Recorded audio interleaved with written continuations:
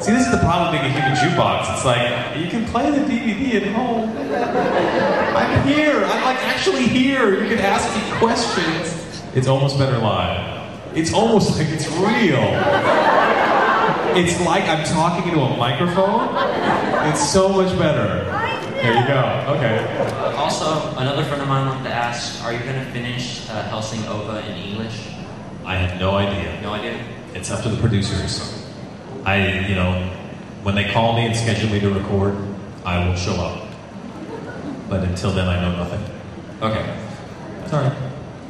You guys will know long before me because someone will announce it on a website somewhere. Mine's a Slayer's question. Okay. Was it difficult to play Zelgadis, or was it easy? It was a piece of cake. I slept through most of the sessions. Zelgadis was fun. He was he's sort of the Oscar the Grouch of the Slayer's world. And I would just sort of cross my hands and go, okay, let's do this. Zelgadis was a lot of fun. Alright. Sweet. Thank you for playing. Having done a la carte, have you seen Hellsing the Abridged series? The Abridged series? On YouTube? No. Well, since you made a Labyrinth reference, I didn't know if you had seen it. No. Sorry. Okay. Sorry, I'm a little loud. You mentioned Scrap Princess. Yes. I don't know if anybody else knows it, but that happens to be one of them. I didn't even know who you are. I just knew your characters. And they just happened to be my favorite. I didn't even know you were my favorite actor. Oh, okay. There you go. I didn't know. I didn't. Oh. So can you please say something from Scrap Princess? Please? Sure. What would you like? Your favorite line. I don't know if I have a favorite line. What about when he calls the Scrap Princess annoying? Geez, that little princess is so annoying. Jeez, that little princess is so annoying. Thank you. My voice has magical powers. Hello. Hello, Haberdasher. Just a quick question for you. Were they able to get your M&Ms? I'm sorry, what? I've heard a rumor that you only like 2-color M&Ms and you request them whenever you're a voice actor. No, I have no great passion for M&Ms. I mean, they're fine, but I don't like obsess over them. That's not my chocolate of choice. Sorry, just one last quick. Arrow. You guys ever had Arrow? It's like chocolate bar with they blow the air in it. Yes. Caramel Arrow. Okay. Don't they sell them in Canada? Yes, they do sell in Canada. It tends not to be sold in America. And Maltesers. Whoppers suck compared to Maltesers. The British know how to make candy. I'm sorry, I know he had asked you at the dinner party, going to, but I know it hasn't finished in Japan. But I'm wondering if you had done to work on the current 5 or 6.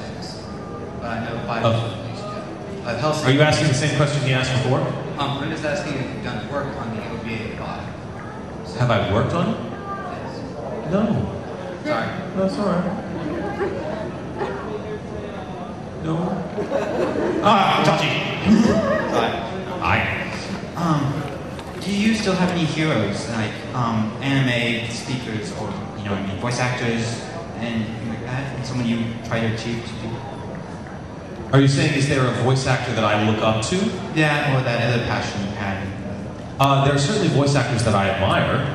I'm a big fan of Joji Nakata, who plays Alucard in the Japanese, and he played Falcon in Escaflowne, because I saw a behind-the-scenes interview of him on Escaflowne, and he was so funny, and so irreverent, and so playful about it. To have this guy with this huge voice, and he's like, oh, I don't know if I think I die in this episode. I mean, he was just such a great guy that I love him.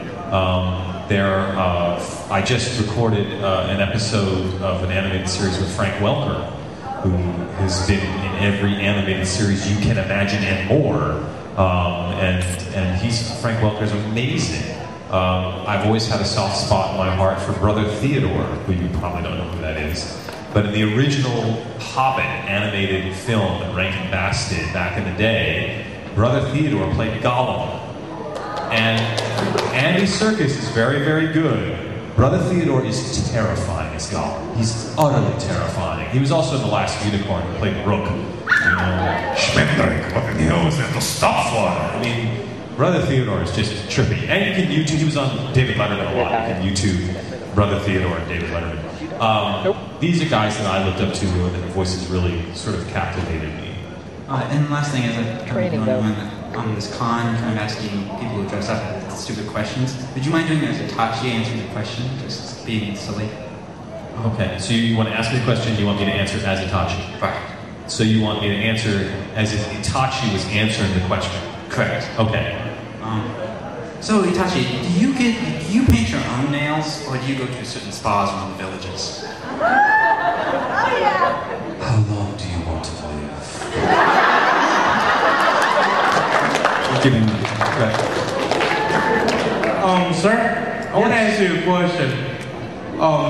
Do you have fun playing as Regal Bryant from Tales of Symphonia? Do I have what as Regal? Do you have fun? Oh yes, I did have fun playing Regal. And do you think he fits you or not? I'm sorry, what? Do you think he's more like you or no? I'm not really like Regal. I'm not that tortured and I don't walk around in handcuffs. No, but I mean like how he acts, like my shirt.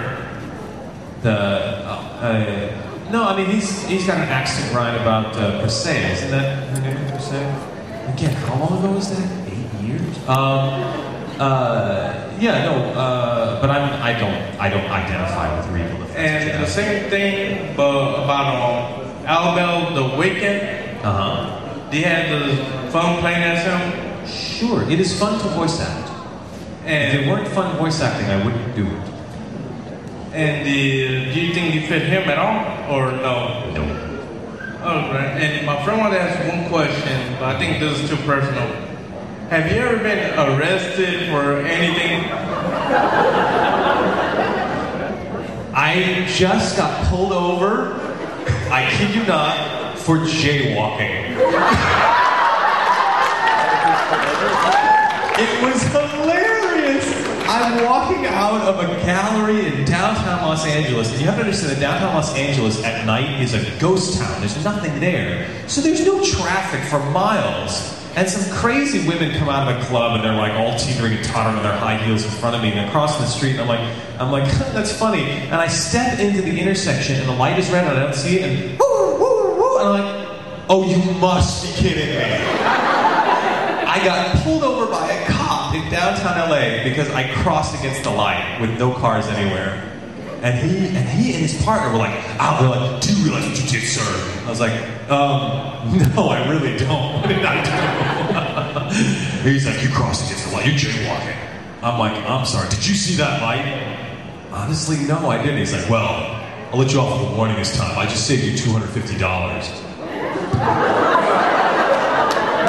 $250 for jaywalking? Okay, somebody must be bored. Hey, can you do the voice of Regal Bryant right now? Any line, it don't really matter. I don't remember the line. Okay, ready? Swallow kick. That's the only one I remember. Okay, referencing back to yesterday in the improv panel, you are over 9,000. Just to let you know. And two, I'm over 9,000. And two, I was wondering, was there any part that really affected you emotionally, like when you did the part and you were just like, wow, and it just changed you? I'm not sure that playing a character changes me that much. It's that, well, the story that affected me most was Wolf's Rain. And that's what usually affects me. It's the story that affects me. Because an isolated character, I'm trying to bring that character to life. So what I'm going to do is I'm going to root around in myself, and I'm going to try to find what I think matches where that character is. So when people say, what character is most like you? And it's like, well, they're all different pieces of me, because I'm bringing different pieces of myself to play. Now when I'm doing that, I'm trying to put on a show. I'm trying to,